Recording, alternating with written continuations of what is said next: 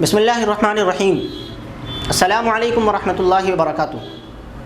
قال اللہ تبارک و تعالی انا انزلناہ فی لیلۃ مبارکۃ انا کنا منذرین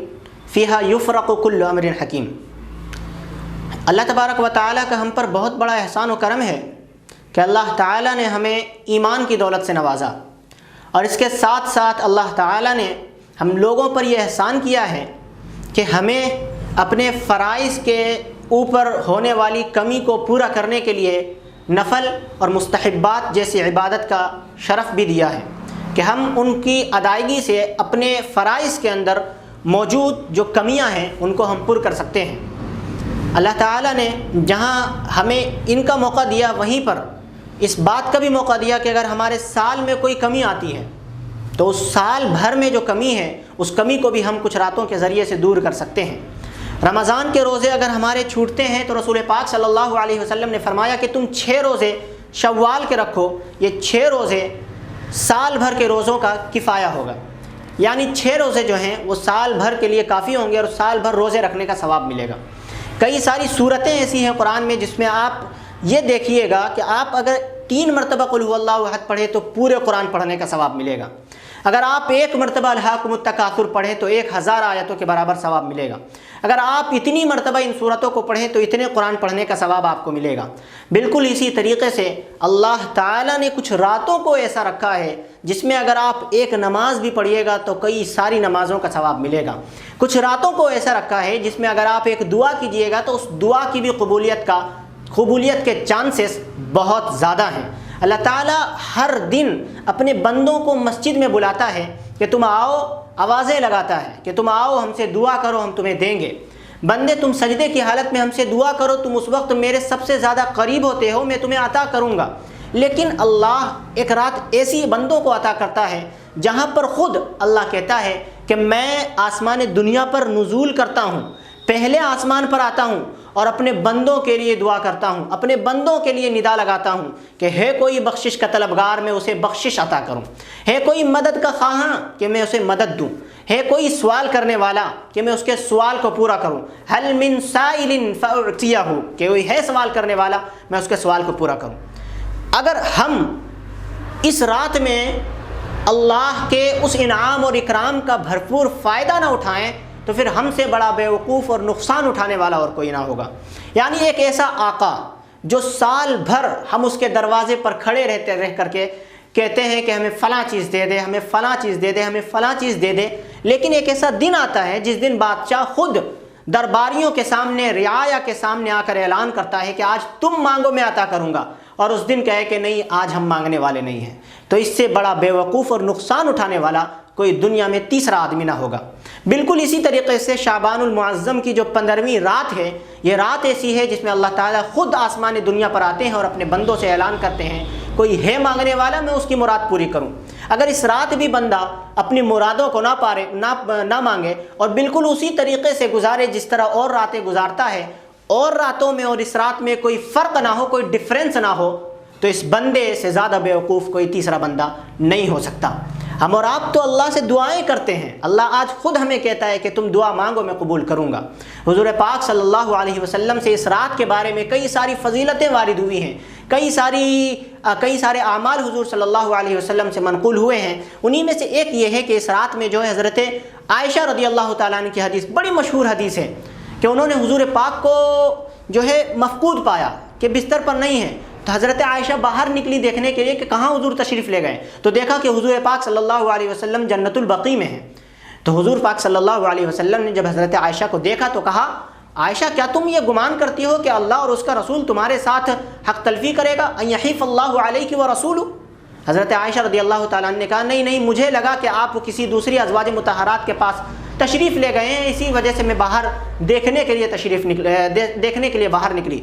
حضور پاک صلی اللہ علیہ وسلم نے فرمایا عائشہ آج کی رات کے بارے میں تمہیں پتہ ہے؟ آج کی رات ایک ایسی رات ہے جس دن اللہ آسمان پر آتے ہیں اور بنو کلب کے بکریوں کے بالوں کی تعداد سے بھی زیادہ لوگوں کی مغفرت کرتے ہیں۔ بنو کلب عرب کا ایک ایسا قبیلہ ہے جو سب سے زیادہ بکریوں رکھنے کا مطلب اس کے پاس اعزاز تھا کہ اس کے پاس سب سے زیادہ بکریاں تھیں۔ تو یہ تو مغفرت والی رات ہے، یہ تو بخشش والی رات ہے۔ حضور پاک صلی اللہ علیہ وسلم اس رات میں قبرستان جایا کرتے تھے اور مردوں کے لیے دعائے مغفرت کیا کرتے تھے۔ حضور پاک صلی اللہ علیہ وسلم نے اس رات کو زندہ کیا، لیکن کس طریقے سے زندہ کیا؟ ہم اور آپ آج جس طریقے سے اس رات کو زندہ کرتے ہیں کہ مسجدوں میں آ کر کے آبادیاں اور بھیڑ بھڑاکے لگاتے ہیں، عورتیں ایک جگہ جمع ہو کر کے باتیں کرتی ہیں اور نمازیں پڑھتی ہیں، پھر ایک جگہ جمع ہو کر کے تلاوتیں کرتی ہیں، اس طریقے سے ہم آج کی راتوں کو زندہ کر رہے ہیں۔ اور اس طریقے سے رات کے زندہ کرنے میں نقصان زیادہ ہے، فائدہ کم ہے۔ اور وہ اس طریقے سے کہ جب ہم اس طریقے سے نفل نمازوں کو مسجدوں میں ادا کرتے ہیں تو ہم یاد رکھیں نفل نمازیں جو ہیں مسجدوں میں ہم ادا نہیں کرنی ہیں، کیونکہ حضور پاک صلی اللہ علیہ وسلم نے فرمایا کہ نفل نمازیں اپنے گھر میں ادا کرو، نفل نمازوں کا ثواب گھر میں زیادہ ہے، مسجد میں کم ہے، کیونکہ حضور پاک صلی اللہ علیہ وسلم نے فرمایا اپنے گھروں کو قبرستان نہ بنایا کرو، ویران نہ بنایا کرو، اور ویران وہ گھر ہوتا ہے جس میں نمازیں نہیں پڑھی جاتی۔ فرض نمازیں تو ہمیں مسجد میں آ کے پڑھنی ہے، مغرب اور عشاء کی نماز، لیکن جب نفل نماز کی باری آئے، جب سنتوں کی باری آئے، جب صلاۃ التسبیح وغیرہ اگر آپ کو پڑھنا ہو یا کوئی اور نمازیں اگر آپ کو پڑھنی ہیں تو ان نمازوں کے پڑھنے کے لیے گھر سیف، بہتر اور ثواب کے اعتبار سے زیادہ لائق اور مناسب جگہ ہے، مسجد اس کے لیے بہتر جگہ نہیں ہے۔ تو ایک تو ہمیں اس بات کو ختم کرنا ہے کہ مسجدوں میں کم آنا ہے، اس رات میں نماز پڑھنا ہے عشاء کی، مغرب کی، اور پھر اس کے بعد ہمیں چلا جانا ہے۔ سنتیں وغیرہ پڑھنے کے لیے ہمارا گھر سب سے بہتر ہے، قرآن کی تلاوت بھی ہم اپنے گھروں میں کریں۔ اور عورتیں جو اس رات میں جمع ہو جاتی ہیں اور اس رات میں جمع ہونے کے بعد اس میں سب سے بڑی خرابی یہ ہوتی ہے کہ غیبت، چغلیاں، ادھر ادھر کی باتیں، لہو و لعب، بیکار باتیں، تصویریں کھینچنا، فوٹو کھینچنا، ان کو سوشل میڈیا پر شیئر کرنا، یہ تمام چیزیں، دکھلاوا پن، تمام چیزیں ایک جگہ پر جمع ہو جاتی ہیں۔ تو جتنا ثواب ہمیں اس رات میں ملنا چاہیے تھا اس سے زیادہ گناہ ہم اس رات میں لے لیتے ہیں، تو فائدے کے بجائے الٹا نقصان ہو جاتا ہے۔ تو ہمیں اس رات سے فائدہ حاصل کرنا ہے، نقصان نہیں اٹھانا ہے۔ ہم اور آپ جو اس رات میں غل گپاڑے کرتے ہیں، جو اس رات میں پٹاخے پھوڑے جاتے ہیں، جو اس رات میں مسجدوں میں لائٹیں لگائی جاتی ہیں، فضول خرچے کیے جاتے ہیں، ان ساری چیزوں سے بچنا ضروری ہے۔ ہمیں صرف 2-3 اعمال ہی کرنے ہیں جو حضور پاک صلی اللہ علیہ وسلم سے ثابت ہے، کیونکہ اللہ نے فرمایا خذوا ما آتاکم الرسول، کہ اس چیز کو پکڑو جس کو تمہارا رسول تمہیں عطا کرتا ہے، اور رسول سے جو ثابت ہے ہمیں تمہیں وہی کام کرنا ہے۔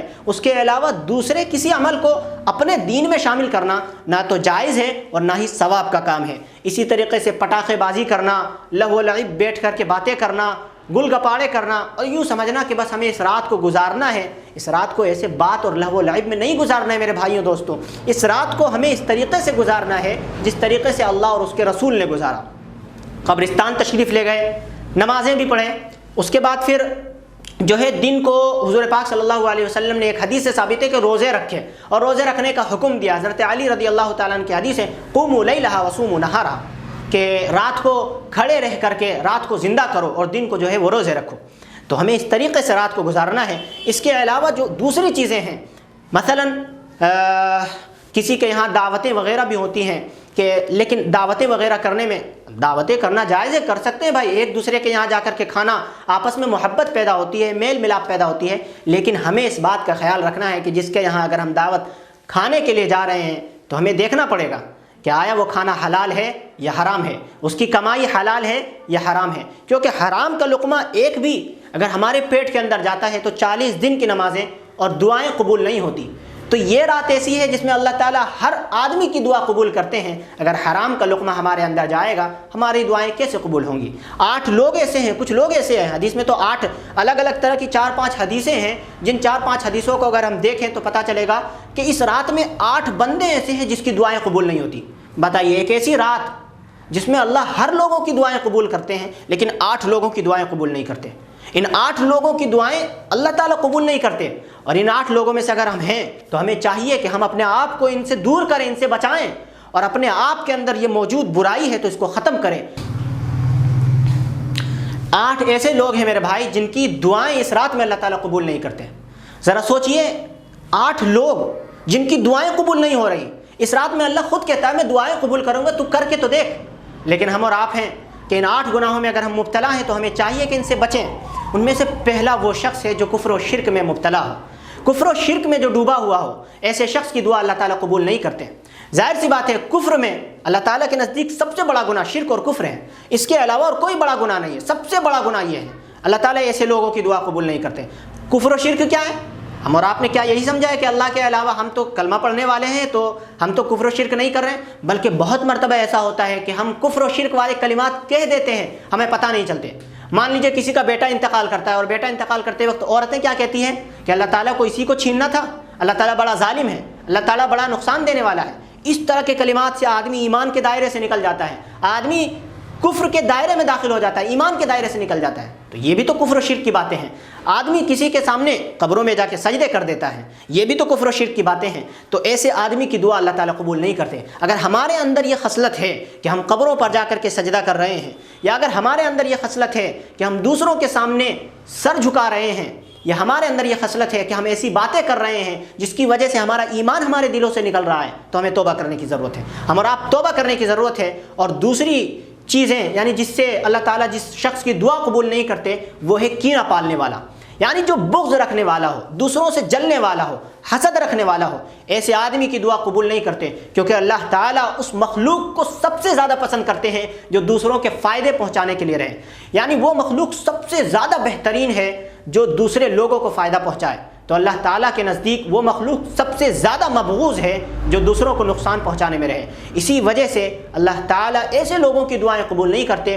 جو دوسروں کے لیے اپنے دل میں بغض، حسد اور کینہ پالتے ہیں کہ کب موقع ملے اس کی زندگی برباد ہو جائے، اس پر میں حملہ کروں اور اس کی زندگی تباہ و برباد کر دوں، اس کا کریئر ختم کر دوں۔ اس طرح کے کینہ اور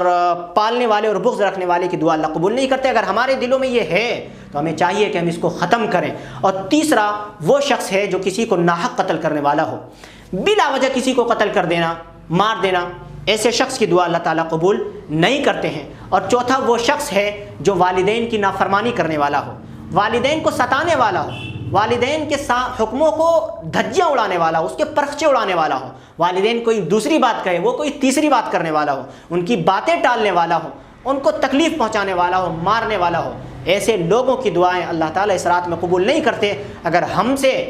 ہمارے والدین کی نافرمانی ہو رہی ہے تو یہ بہت ضروری ہے کہ ہم اپنے والدین کے فوراً فرما بردار بن جائیں اور اللہ تبارک و تعالیٰ سے توبہ کریں کہ اللہ ہم نے جتنے بھی آج تک اپنے والدین کی نافرمانی کی ہے اسے معاف فرما، اور اپنے والدین سے بھی اس بات کی معافی مانگے کہ آج تک ہم نے جو آپ کی نافرمانی کی ہے، آج تک جو ہم نے آپ کے حکموں کو ٹالا ہے، آپ ہمیں معاف کر دیجئے۔ والدین تو رحم دل ہوتے ہی ہیں، وہ ہمیں معاف کر دیں گے، اور پھر اللہ تو معاف ہے ہی کرنے والا، وہ تو غفور الرحیم ہے، وہ بھی معاف کر دے گا، تو ہماری دعائیں بھی ضرور قبول ہوں گی۔ اور پانچواں وہ شخص ہے جو رشتوں کو توڑنے والا ہو، یعنی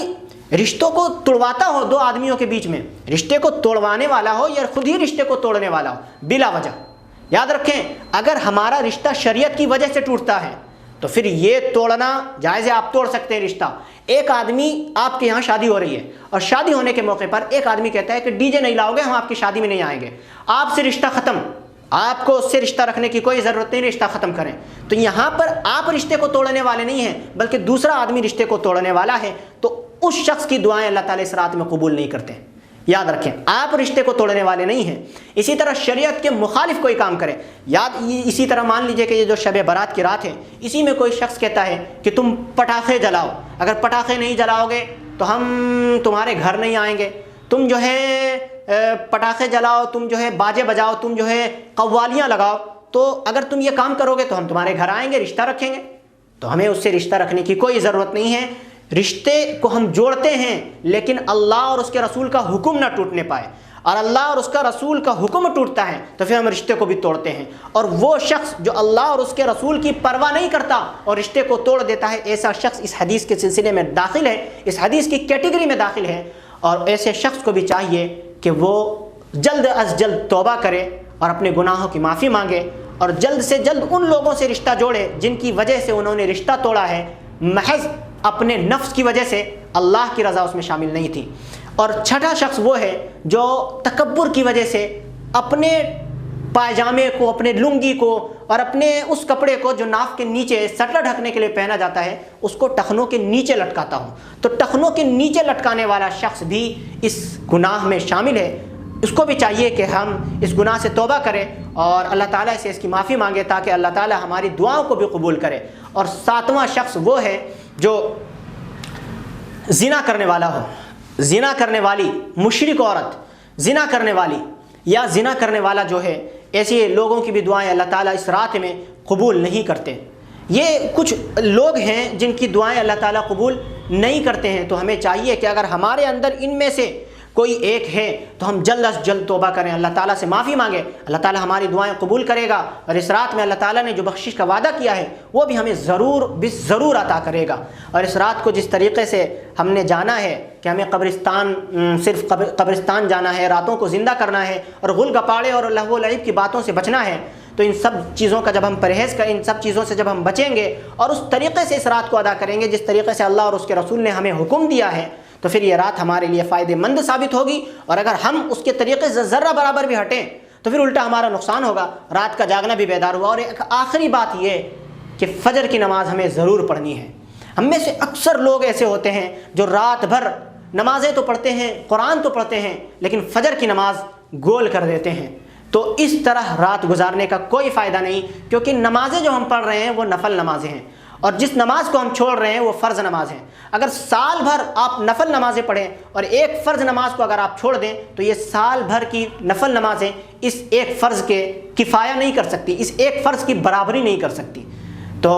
عشاء کی نماز پڑھنے کی ضرور کوشش کریں، اور کوشش کیا کرنا ہی چاہیے، مسلمانوں کو 5 وقت کی نمازیں پڑھنا فرض ہیں، اور فجر کی نماز بھی ضرور پڑھنی ہے۔ اور اللہ تعالیٰ سے ہم اور آپ دعا کریں اللہ تعالیٰ ہمیں اس رات کے قدر کرنے کی توفیق عطا فرمائے، اور جس طرح اس رات کا حق ہے اسی طرح سے ہمیں اس رات کے حق ادا کرنے کی توفیق عطا فرمائے۔ اللہ تعالیٰ ہمیں کہنے سننے سے زیادہ عمل کی توفیق عطا فرمائے۔ آمین۔ وما علینا الا البلاغ۔